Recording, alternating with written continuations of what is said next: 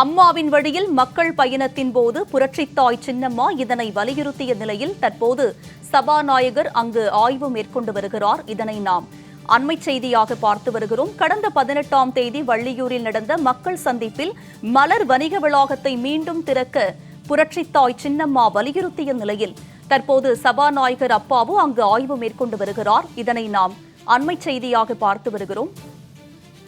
இது தொடர்பான கூடுதல் விவரங்களோடு இணைகிறார் எமது செய்தியாளர் செல்வராஜ். அவரிடம் விவரங்களை கேட்டு பெறலாம். செல்வராஜ், இது தொடர்பான விவரம் என்ன பதிவு பண்ணுங்க? நிச்சயமாகுமா, நெல்லை மாவட்டத்தில் கடந்த சில தினங்களுக்கு முன்பாக அதிமுக பொதுச்செயலாளர் புரட்சித்தாய் சின்னம்மா மக்கள் பயணத்தை மேற்கொண்டார். குறிப்பாக 5 நாளாக நெல்லை மாவட்டத்தில் பல்வேறு பகுதிகளுக்கு நேரடியாக சென்று மக்களிடம் நேரடியாக குறைகளை கேட்டு அந்த குறைகளை உடனடியாக நிறைவேற்ற வேண்டும் என தமிழக அரசுக்கு தங்களுடைய கோரிக்கைகளை வைத்துள்ளார்.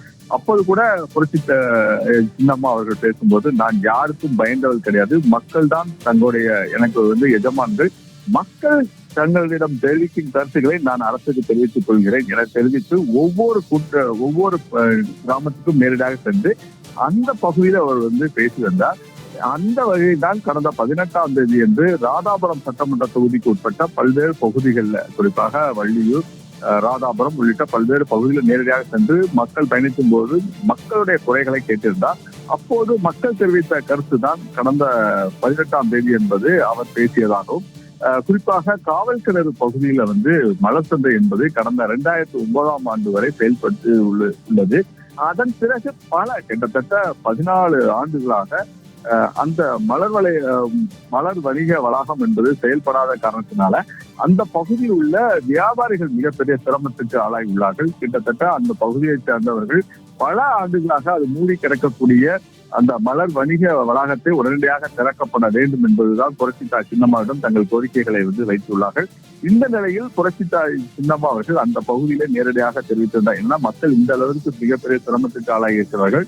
ஆகவே ஏற்கனவே கட்டி முடிக்கப்பட்டு சில ஆண்டுகள் செயல்பட்ட அந்த காவல் கிணறு விலைக்குள் உள்ள மலர் வணிக வளாகத்தை உடனடியாக திறக்கப்பட வேண்டும் என தெரிவித்திருந்தார்.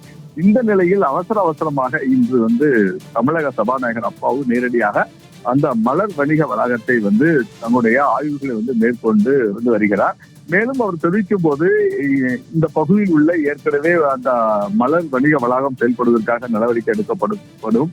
மேலும் அது குளிரூட்டப்பட்ட அறைகள் எல்லாம் இப்ப சேதமடைந்துள்ளதன் காரணமாக மேலும் பல நிதிகளை பெற்றுக் கொண்டு உடனடியாக இதற்காக நாங்கள் நடவடிக்கை மேற்கொள்வோம் என தெரிவித்துள்ளார். புரட்சித்தாய் சின்னம்மா அவர்களுக்கு நெல்லை மாவட்டத்தில் நேரடியாக மக்கள் பயணத்தின் போது கிடைத்த ஒரு மிகப்பெரிய வெற்றியாகும். ஏற்கனவே நாம் தென்காசி மாவட்டத்தை பார்த்திருந்தோம். தென்காசி மாவட்டத்தில் அவர் கிராமமாக சென்று அங்குள்ள மாவட்ட காவல்துறை கண்காணிப்பு அலுவலகம் கட்டி முடிக்கப்பட்டு பல ஆண்டுகளாக கிடப்பில் போடப்பட்டுள்ளது, திறக்கப்பட வேண்டும் என தெரிவித்திருந்தார். அவர் தெரிவித்தது போலவே தென்காசி மாவட்டத்திலும் மாவட்ட காவல்துறை கண்காணிப்பாளர் அலுவலகம் என்பது திறக்கப்பட்டுள்ளது.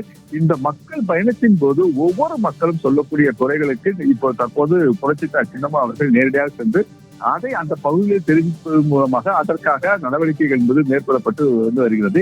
இதுதான் மக்கள் பயணத்தின் என்பது ஒரு வெற்றியாக உள்ளது. என்னென்றால் தற்போது கூட அந்த பகுதியைச் சேர்ந்த கிராம பகுதியைச் சேர்ந்த மக்கள் தெரிவிக்கிறார்கள். தங்களுடைய கருத்துக்களை தெரிவிக்கும் போது உடனடியாக புரட்சித்தாய் சின்னம்மா அவர்கள் இந்த கோரிக்கையை வலியுறுத்தி பேசுவதன் மூலமாக தங்கள் பகுதியில் பல்வேறு திட்டங்கள் நேரடியாக வருகிறது.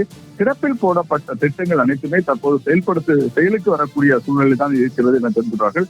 தமிழகத்தில் எவ்வளவோ ஒரு தலைவர்கள் இருந்தாலும் கூட அந்த தலைவர்கள் மக்களிடம் நேரடியாக சென்று தங்கள் அவர்களுடைய குறைகளை கேட்டு அவர்களின் குறைகளை நிறைவேற்றுவதற்காக எந்த குரலும் கொடுக்காத போது நேரடியாக புரட்சித்தாய் சின்னம்மா இந்த குழந்தைகளை அழைத்து தங்களுடைய மக்களுக்கு தேவையான அனைத்தையும் நிறைவேற்றப்பட வேண்டும் என்பதுதான் இந்த மக்கள் பயணத்தின் போது மேற்கொள்ளப்பட்டது.